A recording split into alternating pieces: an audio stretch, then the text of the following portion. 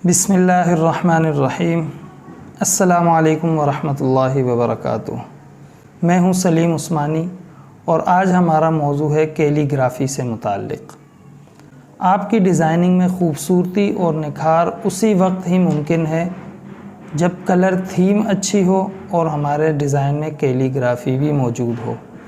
अगर हम किसी ख़त्तात से कैलीग्राफ़ी या ख़त्ताती करवा लेते हैं तो उसे स्कैन करने के बाद हम कंप्यूटर में कैसे लाएंगे और उसे अपने सॉफ्टवेयर में कैसे इंपोर्ट करेंगे और उसे काबिल इस्तेमाल कैसे बनाएंगे। तो आज हमारा मौजू यही होगा, इंशाल्लाह हमारे साथ ही रहिएगा।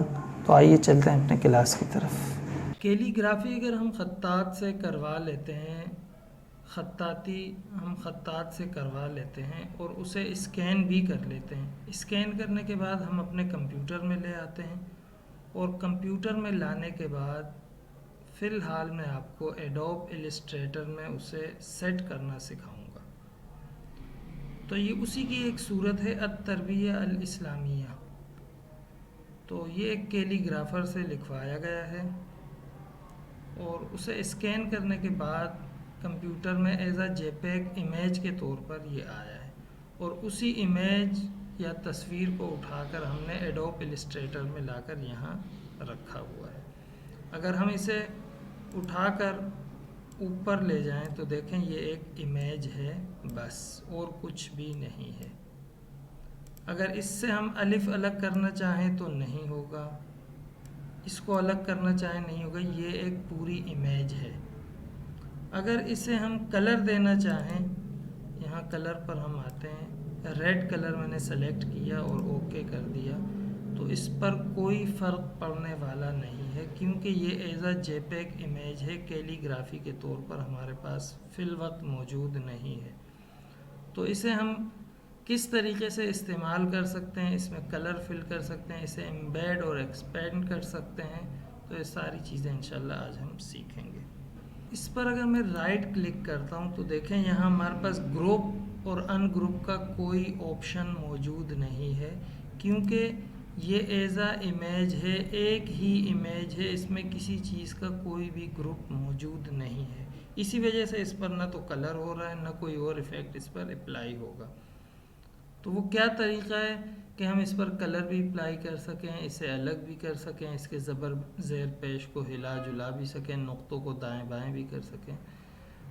उसके लिए सबसे पहले जब हम कैलीग्राफ़ी को स्कैन करने के बाद अपने कंप्यूटर में ले आएंगे तो यहाँ हमारे पास एक इमेज ट्रेस का बटन आएगा, ठीक है।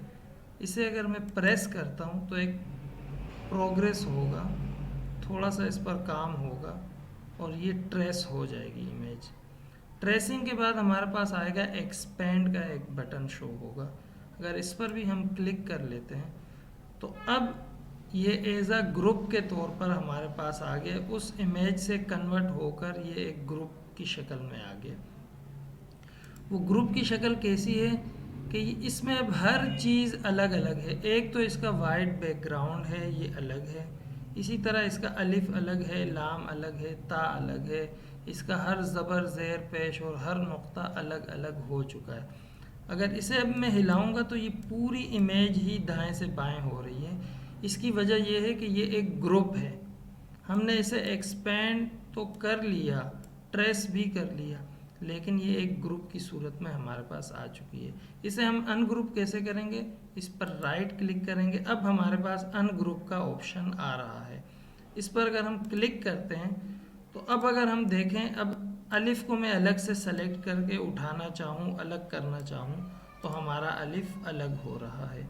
इसी तरह दूसरे कैरेक्टर को मैं उठा के अलग करना चाहूँ तो अलग हो रहा है। हर नुक्ता और हर ज़बर ज़ेर पेश इसका अलग अलग हो रहा है। कंट्रोल Z से मैं वापस आ रहा हूँ, वहाँ तक मैं वापस आया जहाँ तक हमने अनग्रुप इसे किया था। अनग्रुप करने के बाद हमने क्या करना है कि इसके वाइड इमेज को पकड़ के साइड पे यूं ले आना है, ठीक है। साइड पे लाने के बाद अब हमने क्या करना है कि देखें आपके पास यहाँ भी अब ऐसा लग रहा है कि ग्रे स्केल में, ग्रे कलर में यही वाले टेक्स्ट लिखा हुआ है।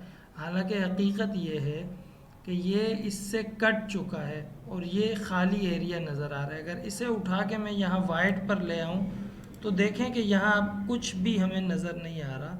तो असल में ये इमेज कट चुका है और ट्रेसिंग के बाद इसकी ये हालत हुई है। तो इसे जो हमने अलग किया है डिलीट के बटन से, इसे सबसे पहले हम डिलीट कर लेंगे। अब दूसरा काम हमारा क्या होगा, इसे हम थोड़ा सा यहाँ रख लेते हैं, ठीक है। तो इसे हम जूम करते हैं इतना। अब अगर मैं दिखाऊं, आपको नज़र आ रहा होगा कि ये जो पेश है इसके अंदर भी वाइट कलर फिल है। जूम करके हम देख लेते हैं। इसी तरह ये जो दो चश्मे वाली हाँ है इसके अंदर भी वाइट कलर फिल है। तो जूम आउट में कर रहा हूँ इसे, और इसे हम मज़ीद देखेंगे कि किस तरीके से इसे सेट करना है। अब हमने यहाँ से सिलेक्शन टूल लिया और ये जो पेश है इसे हम क्लिक करके इसके वाइट एरिया को डिलीट के बटन से इसे डिलीट कर लेंगे। इसे हम क्यों डिलीट करना चाह रहे हैं, तो इसे समझाने के लिए सिर्फ ये दो चश्मे वाली हाँ जो है इसे मैं सेलेक्ट कर लेता हूँ। ट्रेस और एक्सपेंड करने के बाद हम इसकी मज़ीद सफाई डिटेल में क्यों करते हैं उसकी वजह मैं बताने के लिए इसे सिर्फ कलर देना चाह रहा हूँ।